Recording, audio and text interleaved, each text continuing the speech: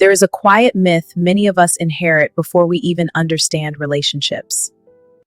We grow up on movies that end at the wedding, songs that stop at forever, stories that fade to black once the couple kisses, and somewhere along the way, we absorb a dangerous belief. No one tells you what happens after the wedding photos fade. No one tells you what happens when love becomes routine. We were made to believe that if the love is real enough, it will carry everything else. But marriage doesn't live in the honeymoon phase. Marriage lives in ordinary Tuesdays, in unpaid bills, in long work days, in emotional exhaustion, in silence. Kemi met Daniel at a friend's birthday dinner on a rainy evening. They didn't notice the rain. They barely noticed the party. They noticed each other. Their conversations skipped past small talk like it was late for something important. Childhood stories, dream careers, family struggles, future hopes. The kind of conversation that feels like recognition instead of introduction. Within months, they were inseparable. Long phone calls that stretched into morning, inside jokes nobody else understood. Plans for the future that felt certain and exciting. When Daniel proposed, it felt inevitable. Everyone called them perfect, and they believed it because they loved each other deeply. And nobody warned them that love and marriage are not the same thing. The first year of marriage was beautiful, cooking together, decorating their home, laughing at how grown-up life suddenly felt. Every small milestone felt meaningful. Their first couch, their first grocery argument, their first shared routine. Love felt alive in the details. They still talked for hours, still laughed easily, still felt chosen every day. But life has a way of quietly increasing its demands, and love, left unattended, begins to compete with responsibility. When life enters the chat, Daniel's job became more demanding. Late meetings, weekend work, constant pressure. Kemi's responsibilities grew too. Long days, emotional fatigue, endless mental checklists. Dinner became quick. Conversations came updates.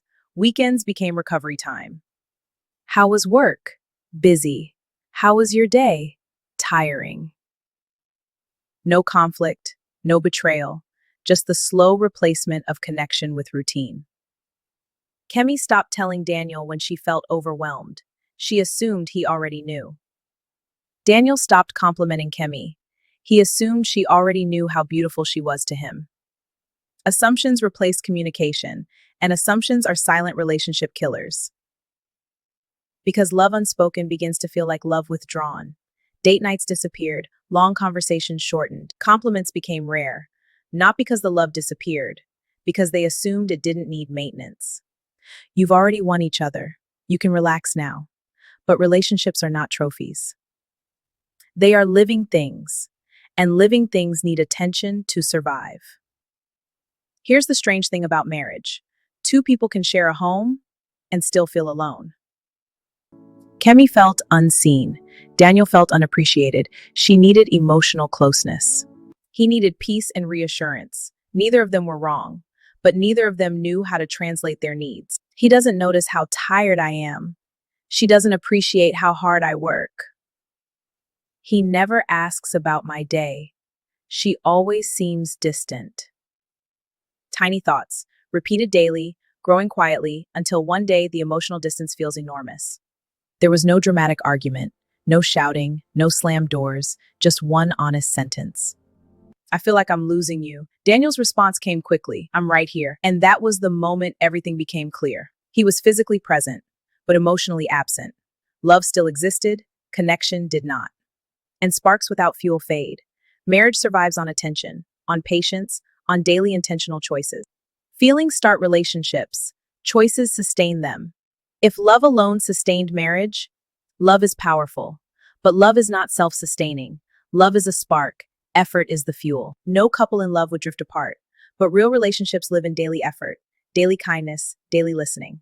Compatibility matters, values matter, shared direction matters. If one person is building a home and the other is chasing the road, love won't merge those paths.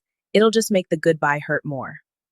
And let's be honest, many people love the idea of being loved more than they love the responsibility of loving.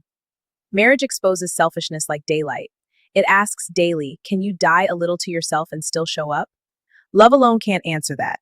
Character does. I'll say it plain, love without commitment is poetry. Marriage is prose, less dramatic, more demanding, way more real.